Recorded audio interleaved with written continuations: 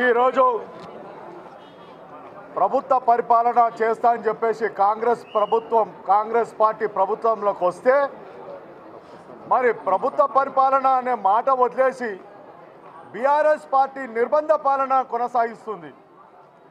మేము ఫార్మర్స్ గురించి పోరాటం చేస్తే ఈ ప్రభుత్వము ఫార్ములా ఈ రేస్ గురించి మరి వాళ్ళు అక్రమంగా కేసులు పెట్టి మరి ప్రతిరోజు ఎవరైతే ప్రశ్నించే గొంతులు నాయకులు ఉన్నారో వారిని గొంతును నొక్కి వాళ్ళని జైలు పాలు చేయాలనే ఏకైక లక్ష్యంతోనే ఈ ప్రభుత్వ పరిపాలన కొనసాగుతుంది.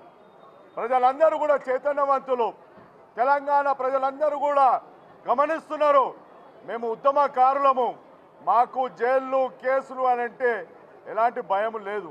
మేము ఒకటే అడుగుతున్నాము, మేము నిజంగా ఆ రోజు మా గౌరవ పార్టీ వర్కింగ్ ప్రెసిడెంట్ పెద్దలు గౌరవనీయులు కేటీఆర్ గారు వారి గతంలో మంత్రిగా ఉన్నప్పుడు వారి యొక్క పరిపాలన పట్ల హైదరాబాద్ బ్రాండ్ ఇమేజ్ని పెంచాలనే ఒక మంచి సంకల్పంతో ఒక మంచి స్పోర్ట్స్ ఈవెంట్ని నిర్వహించాలని చెప్పేసి మరి ఫార్ములా ఈ రేస్ని తీసుకొచ్చారు. ప్రపంచంలో దృష్టిని అన్నింటినీ కూడా మన హైదరాబాదు వైపు మరలించేసి హైదరాబాద్ లోపల పెట్టుబడులు పెట్టించడానికి, హైదరాబాద్ లోపల వ్యాపారాలను పెంచడానికి, హైదరాబాద్లో ఉన్న వ్యాపారుల వారి యొక్క వ్యాపారాన్ని పెరగడానికి ఉపయోగపడ్డాము. మరి ఆ రోజులలో ఆ యొక్క కార్యక్రమం పెట్టడం వలన, ఆ ఈరోజు కార్యక్రమం పెట్టడం వలన దాదాపు 600 కోట్ల పైన మరి లాభం జరిగింది. అది పక్కన పెట్టేసి కేవలం అధికారుల యొక్క అనాలోచిత వలన మరి ఏదో కానీ తెలియదు కానీ ఈరోజు ఓన్లీ కేటీఆర్ గారిని ఎలా నిర్బంధించాలి, ఎలా జైలుకు పంపించాలి, హరీష్ రావుని ఎలా నిర్వహించాలి అని ఉదయమే, ఎందుకంటే హరీష్ రావు గారిని ఉదయంనే గృహ నిర్బంధనం చేయటం కానీ ఎంతో కృషి చేసి ప్రయత్నం చేశారు. ఇవన్నీ పక్కకు పెట్టండి మేము అడుగుతున్నాం. ప్రజలపైన, ప్రజా పరిపాలన దృష్టి పెట్టండి. మీరు ఇచ్చిన 6 గ్యారంటీలు ఏమైనాయి? మీరు మహిళలకు స్కూటీ ఇస్తున్నారు, మరి మీరు 2000 ఇస్తే 4000 ఇస్తున్నారు, రకరకాలుగా మభ్యపెట్టారు.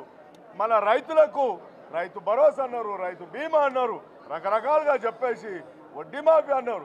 అన్నింటినీ పక్కకు పెట్టేసి ఇవన్నీ చేయలేక ఈరోజు ప్రజల దృష్టి మళ్లించడానికి రాజకీయ కక్ష పూరితతోని ఈరోజు మా నాయకుని కేటీఆర్ గారిని మరి పిలిపించి వారిని క్వశ్చన్లు వేయటం జరిగింది.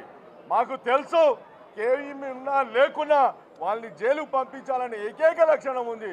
కానీ మేము తప్పకుండా మా యొక్క ఉద్యమకారులకు ఈ జైలు నిర్బంధాలు కేసు ఏమి కొత్త కావు. మా నాయకుడు కడిగిన ముత్యంలేగా ఈ కేసుల నుండి బయటకు వస్తాడని చెప్పేసి మేమందరం కూడా కోరుకుంటున్నాం. జై తెలంగాణ, జై కేసీఆర్, జై కేటీఆర్.